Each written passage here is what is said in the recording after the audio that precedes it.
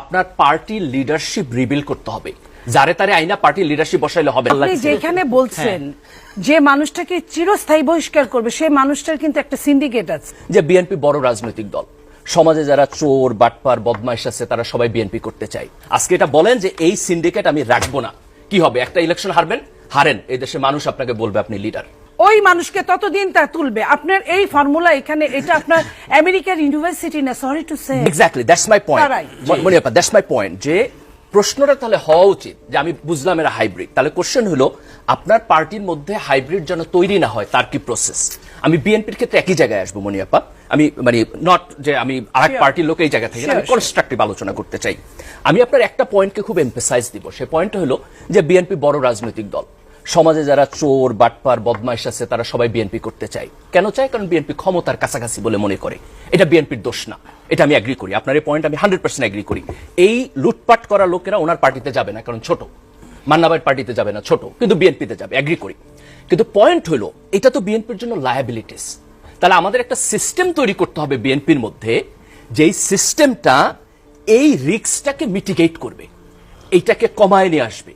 এই লোকেরা যাতে এসে করাপশন না করতে পারে, সন্ত্রাস না করতে পারে, আমি সেটাকে ডেভেলপ করব। তাহলে আমি কিভাবে করব সেই প্রশ্নটা আপনার তুলতে হবে। তো এখন পর্যন্ত আমরা যদি দেখি যে আপনার পার্টি বহিষ্কার করতেছে, এটা হলো একটা পদ্ধতি আপনারা ফলো করতেছেন, কিন্তু এই পদ্ধতি কাজ করতেছে না। আজকে যে ঘটনাটা ঘটলো মিডফোর্টে, আমার বোধ হয় যে আপনার পার্টির should come to a conclusion. আমি একটু শেষ করি, এই লাইনটা শেষ করি। লাইনটা সেটা হলো বিএনপি এছাড়া কি করতে পারে? বিএনপি কি মারতে পারে? বিএনপি কি জেলে দিতে পারে? আমি বলি কি করতে পারে? বিএনপি এছাড়া কিছুই করার নাই, তার বাড়ি ঘর দখল করতে পারে। আমি খুব স্পেসিফিকলি বলি কি করতে পারে। আমি আপনাকে প্রথম পয়েন্ট বলি, আপনি 4000 লোককে বহিষ্কার করছেন, তাদেরকে কি পার্মানেন্টলি বহিষ্কার করছেন? তারা কি আবার পার্টিতে আসবে? এখন থেকে তাই করা। আমি শেষ করি। তাহলে আপনাকে যেটা করতে হবে, প্রথমত আপনার একটা দলীয় ইনভেস্টিগেশন লাগবে। সেই ইনভেস্টিগেশন আপনি ক্যাটাগরি করবেন। যদি অফেন্স এ ক্যাটাগরিতে যায়, ক্যাপিটাল অফেন্স হয়, এই লোককে আপনি কোনোদিন আপনার দলের কোনো পজিশন দিবেন না, কোনোদিন তারে মনোনয়ন দিবেন না, কোনোদিন কোন পজিশনে আপনার দল থেকে সে টেকনোক্র্যাটে যাবে না। ক্লিয়ারলি বলেন প্রথমে। কিন্তু কেবল কি সেই লোক যে তাকে রিক্রুট করলো টাকার বিনিময়ে তাকে ধরবেন না? আমি নিচ থেকে শুরু করি। না রোবাদ, আপনি ওখানে পরে যাবেন। তো চুনোপুটি, না আমি নিচ লালু থেকে শুরু করি। টোকা, এদেরকে ধরে কি হবে? আমি নিচ থেকে বড়দেরকে ধরেন। যুব দলের যুগ্ম আহ্বায়ক বোধহয় মহানগরী, উনি চুনোপুটি না। আমি নিচ থেকে শুরু করি। আওয়ামী লীগের সময় ওটা ওই এরিয়া বেস হতে পারে না, কিন্তু আপনি ওখান থেকে শুরু করেন, চুনোপুটি দিয়ে শুরু করেন। That will give a signal.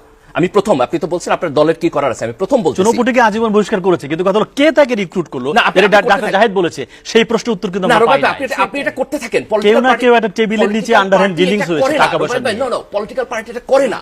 তারা আজকে বহিষ্কার করে কালকে নিয়ে নেয়, তারপর বহিষ্কারের কোনো মিনিং থাকে না।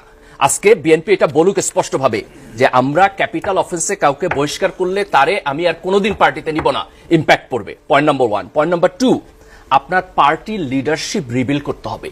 যারে তারে আইনা পার্টির লিডারশিপ বসাইলে হবে না। আমাকে যদি একটু আত্মসমালোচনা করেন, আমি আত্মসমালোচনাটা আপনার করি। সেটা হলো যে সাধারণত করে না, এইজন্য ভালো লাগছে। আপনি যেখানে বলছেন যে মানুষটাকে চিরস্থায়ী বহিষ্কার করবে সেই মানুষটার কিন্তু একটা সিন্ডিকেট আছে, এটা আপনাকে ধরতে হবে। আমি সরি টু সে, আমি বলছি এই সিন্ডিকেটকে সে যে কোনো ভাবে খুশি করতে চেষ্টা করে।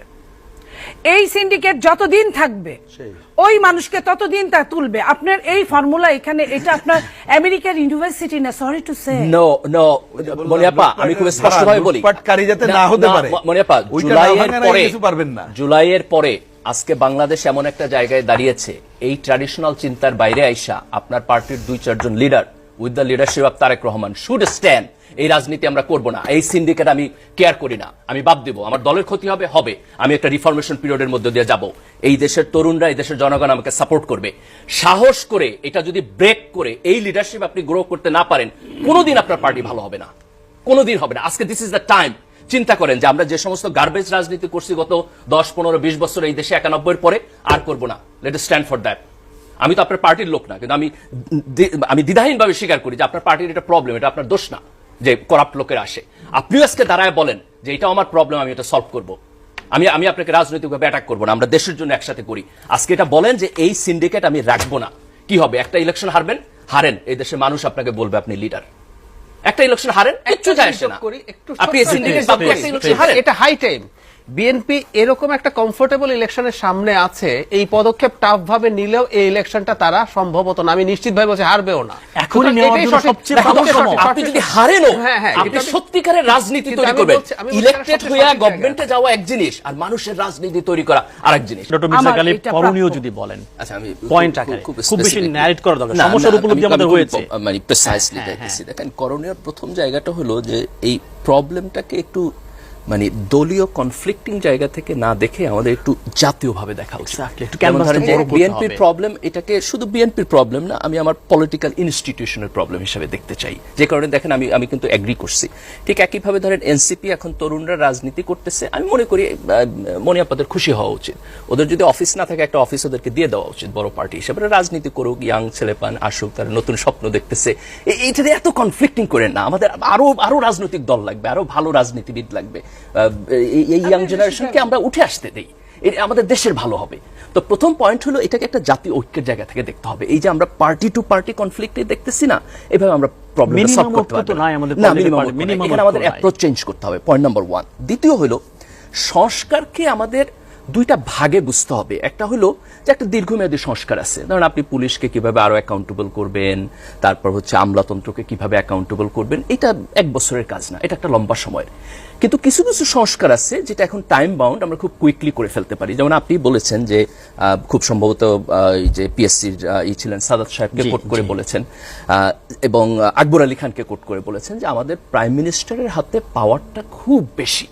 তার মানে আমাদের একটা কনস্টিটিউশনাল রিফর্ম দরকার, যেখানে নির্বাহী বিভাগ আপনার সংসদ এবং বিচার বিভাগ দ্বারা কিছুটা ব্যালেন্সড হবে।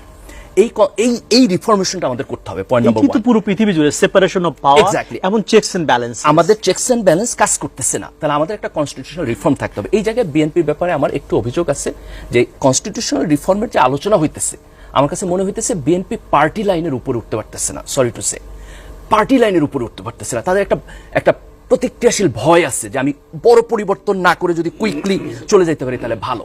আমার বোধ হয় যে এইখানে অ্যাপ্রোচটা একটু পরিবর্তন করে এই রিফর্মটাকে একটু সিরিয়াসলি দেখা দরকার। দেন আর দুইটা ইম্পর্টেন্ট জিনিস আমি বলবো, যেটা আমার বড় রিফর্ম।